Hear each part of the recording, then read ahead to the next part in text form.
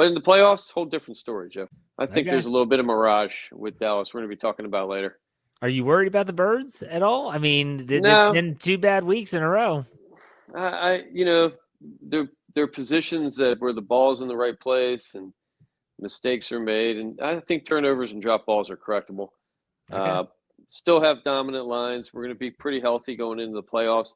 I think the Birds are going to come out with the number one seed in the conference. I think schedule benefits them going over. Cowboys' schedule is pretty tough, and San Fran's schedule is not as easy as the Birds. Birds don't play another winning team the rest of the year. Well, We yeah. win four, we win the division. San Fran loses one, we win four, we're winning the conference. So I think at the end of the day, the Birds are the best team. We're going to be We banking shall on that. see.